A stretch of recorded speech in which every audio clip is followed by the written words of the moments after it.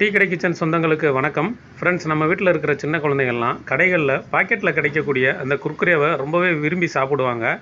ஏன் ஒரு சில நேரம் நம்மளே அதை ரொம்ப டேஸ்ட் பண்ணி சாப்பிடுவோம். அதில் இருக்கிற புளிப்பு, இனிப்பு, காரம் இது எல்லாம் கலந்து ஒரு டேஸ்ட்டாக இருக்கும். டிஃப்ரெண்ட்டான ஒரு டேஸ்ட்டில் இருக்கக்கூடிய இந்த குர்குரேவை நம்ம சாப்பிடும் போதெல்லாம் இது எப்படி தான் ரெடி பண்ணுறாங்களோ அப்படின்னு சொல்லி நம்ம ரொம்பவே யோசிச்சிருப்போம். ஆனால் இன்றைக்கி நம்ம வீடியோவில் அதே குர்குரேவை அதே டேஸ்ட்டில் புளிப்பு, காரம், இனிப்பு எல்லாமே கலந்து ஒரு அட்டகாசமான டேஸ்ட்டில் நம்ம வீட்டில் ரெடி பண்ண போகிறோம்.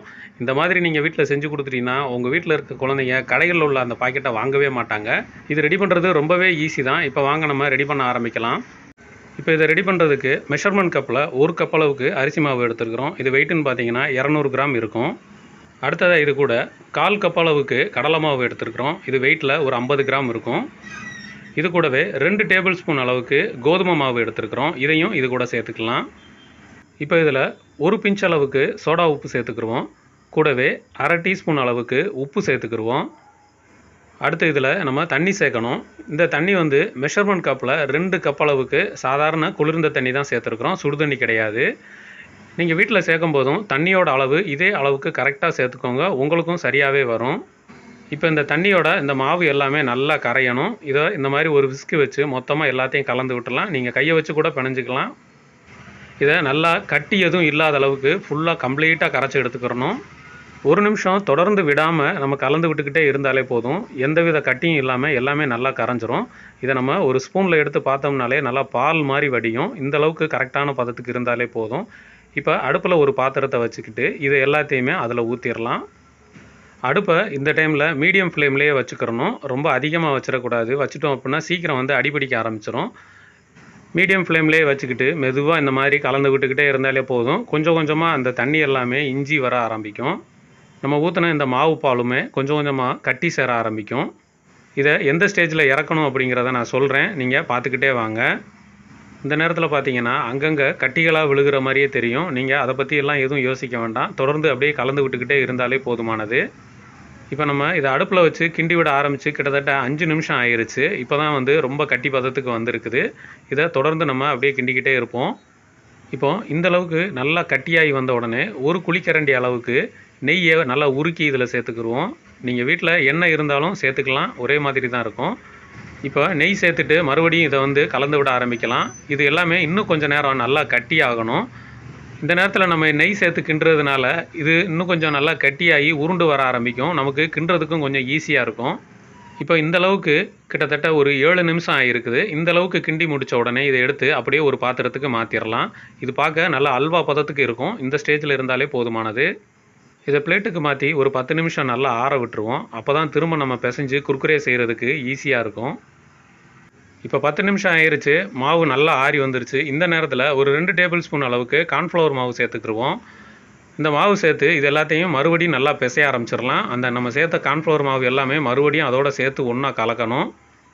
இப்போ இதை மறுபடியும் நம்ம ஒன்றா கலந்து எடுக்கும்போது ஒரு சிலருக்கு இந்த இடத்துல மாவு ரொம்ப லூஸாக இருக்கிற மாதிரி தெரியும். அப்படி இருந்தது அப்படின்னா மறுபடியும் 1 டேபிள் ஸ்பூன் அளவுக்கு கார்ன்ஃப்ளவர் மாவு சேர்த்துக்கோங்க. அந்த மாவு ஏன் அந்த மாதிரி ஒரு சிலருக்கு லூஸாக வருது அப்படின்னா, நம்ம அடுப்புலேருந்து இறக்கும் போது அந்த கரெக்டான ஒரு பக்குவத்துக்கு இறக்கியிருக்க மாட்டோம். ஒரு நிமிஷம் முன்ன பின்ன இறக்கியிருப்போம். இல்லைனா அந்த மாவோட அந்த கட்டித்தன்மை கொஞ்சம் முன்ன பின்ன இருக்கும். அதுக்காக நம்ம கார்ன்ஃப்ளவர் மாவு சேர்த்துக்கலாம், தப்பே இல்லை. இப்போது இந்தளவுக்கு மாவு நல்லா திரட்டி ஒன்று சேர்த்தாச்சு. இந்த பக்குவத்துக்கு இருக்கணும். இப்போ இந்த நேரத்தில் கையில் லேசாக எண்ணெயை தேய்ச்சிக்கிட்டு இந்த மாதிரி சின்ன சைஸில் உருண்டை பிடிச்சி மாவு எடுத்துக்கிறணும். அந்த மாவை கை விரல்களில் வச்சு இந்த மாதிரி தேய்க்கணும். விரல்களில் வச்சு தேய்ச்சா மட்டும்தான் அந்த சைஸ் பார்த்திங்கன்னா மேடு பள்ளமாக வரும். குர்குரேல நம்ம பார்த்துருப்போம், ஒரு இடத்துல மேடாக இருக்கும், ஒரு இடத்துல சின்ன குச்சியாக ஒல்லியாக இருக்கும். அந்த மாதிரி நம்ம உருட்டி எடுத்துக்கிறணும். கையில் எண்ணெய் தேய்க்கும் போது ரொம்ப தேய்ச்சிடக்கூடாது. ரொம்ப தேய்ச்சிட்டிங்கன்னா கையில் உருளவே உருளாது. அந்த உருண்டை அப்படியே இருக்கும். இப்போ மீதி இருக்கிற எல்லா மாவையும் இந்த மாதிரி மொத்தமாக உருட்டி எடுத்து வச்சுக்கலாம். இப்போ அந்த மாவு எல்லாத்தையுமே உருட்டி எடுக்கிறதுக்கு நமக்கு கிட்டத்தட்ட 10 நிமிஷம் ஆயிரும். இதுக்காக நம்ம என்ன செய்யலாம் அப்படின்னா, நம்ம வீட்டில் ஆர்வமாக பார்த்துக்கிட்டு இருக்கிற சின்ன குழந்தைகளை வச்சு உருட்டி எடுத்துடலாம். ஏன்னா அவங்க தான் அதை சாப்பிட்றதுக்கு ரொம்ப ஆர்வமாக காத்துட்ருப்பாங்க. இப்போ எல்லாத்தையும் நம்ம உருட்டி எடுத்தாச்சு. அடுத்ததாக இதை பொரிக்க போகிறோம். அடுப்பில் எண்ணெயை ஊற்றி ஒரு தடவை ஹீட்டை நல்லா ஏற்றிட்டு திரும்ப லோ ஃப்ளேமுக்கு மாற்றிடணும். லோ ஃப்ளேமில் வச்சுக்கிட்டு இதை ஒன்றா எடுத்து உள்ளே போட்டலாம். நீங்கள் மொத்தமாக தட்டாதீங்க, அது விழுகவே விழுகாது. அதனால் ஒவ்வொரு பீஸாக எடுத்து பொறுமையாகவே உள்ளே போட்டுருங்க. இதை பொரிக்கும்போது லோ ஃப்ளேமில் தான் அடுப்பு இருக்கணும். நீங்கள் மறந்தும் மீடியம் ஃப்ளேம்லேயோ இல்லை ஹை ஃப்ளேம்லேயோ வச்சுட்டீங்க அப்படின்னா வெளியில் சீக்கிரம் செவந்து மொறுமொறுன்னு ஆயிரும். ஆனால் உள்ளே பார்த்தீங்கன்னா வதக்கு வதக்குன்னு இருக்கும். சாப்பிட்றதுக்கு கொஞ்சம் வித்தியாசமாக இருக்கும். இந்த குர்குரே ரெடி பண்ணுறதுல இந்த டேஸ்ட்டே பார்த்தீங்கன்னா கடைசியில் நம்ம மிக்ஸ் பண்ணுற அந்த மசாலாக்கள் தான். அதனால் வீடியோவை கடைசி வரைக்கும் பாருங்கள். இதை பொரிக்கிறதுக்கு கிட்டத்தட்ட நமக்கு 10 நிமிஷம் ஆகும் தாராளமாக. இந்த 10 நிமிஷமும் பொறுமையாக லோ ஃப்ளேம்லேயே அது வாட்டுக்கு பொரிஞ்சிக்கிட்டே இருக்கட்டும்.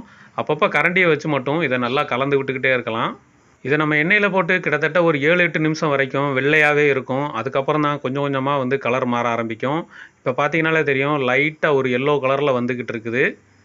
இப்போ கிட்டத்தட்ட 10 நிமிஷம் ஆயிடுச்சு. இது பார்த்தீங்கன்னா நல்லா டார்க் எல்லோவாக ஆகிருக்குது. இந்த ஸ்டேஜில் இது எல்லாத்தையுமே நம்ம அரிச்சு எடுத்துடலாம். இதுதான் வந்து கரெக்டான பதம்.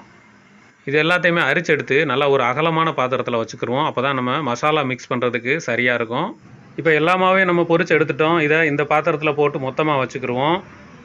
இப்போ இதுக்கு மசாலா சேர்க்க போகிறோம். இந்த மசாலாவுக்கு ஃபஸ்ட்டு ஒரு 1/2 டீஸ்பூன் அளவுக்கு வத்தல் பொடி சேர்த்துக்கிருவோம். இது கூடவே ஒரு 1/2 ஸ்பூன் அளவுக்கு கரம் மசாலா சேர்த்துக்கிருவோம். அடுத்ததாக ஒரு 1/2 ஸ்பூன் அளவுக்கு சாட் மசாலா பொடி சேர்த்துக்கிருவோம். இப்போ இதுக்கு தேவையான உப்பு ஒரு 1/4 டீஸ்பூன் மட்டும் சேர்த்துக்கிருவோம். இது சரியாக இருக்கும். அடுத்ததாக 1 டீஸ்பூன் அளவுக்கு சீனி பொடி, அதாவது சீனியை பொடி பண்ணி வச்சுருக்கிறோம். அந்த பொடியை இதில் சேர்த்துக்கிருவோம். இப்போ இது எல்லாத்தையுமே ஒன்றா நல்லா கலந்து விடணும். அகலமான பாத்திரத்தில் போட்டு இந்த மாதிரி நல்லா குலுக்கிக்கிட்டே இருந்தோம்னா இந்த மசாலா எல்லாமே ஒன்று சேர்ந்துடும். கிட்டத்தட்ட ஒரு 1 நிமிஷம் வரைக்கும் தொடர்ந்து குலுக்குனா தான் எல்லா ஃபிங்கர்ஸுக்கும் நம்ம அந்த மசாலா போய் சேரும்.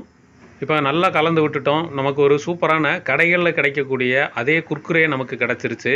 இதோட டேஸ்ட்டு பார்த்தீங்கன்னா நல்லா சூப்பராக அட்டகாசமாக இருந்தது. கடையில் உள்ள அந்த டேஸ்ட் அப்படியே இருந்தது. அந்த இனிப்பு, புளிப்பு, காரம், உப்பு எல்லாமே கலந்து இருந்தது.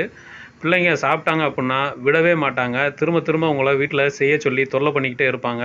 நீங்களும் செஞ்சு கொடுத்துட்டே இருங்க. ஏன்னா நம்ம கடையில் வாங்குறது ஹெல்த்தியாக இருக்காதுன்னு நம்ம யோசிச்சுட்டே இருப்போம். அதனால் கேட்கும் போதெல்லாம் நீங்கள் இந்த மாதிரி செஞ்சு கொடுங்க. நல்லா டேஸ்ட்டாக விரும்பி சாப்பிடுவாங்க. இந்த வீடியோவை இவ்வளவு நேரம் பொறுமையாக பார்த்த எல்லாருக்கும் நன்றியை தெரிவிச்சுட்டு நம்ம நாளைக்கு ஒரு சூப்பரான வீடியோவில் சந்திக்கலாம். நன்றி, வணக்கம்.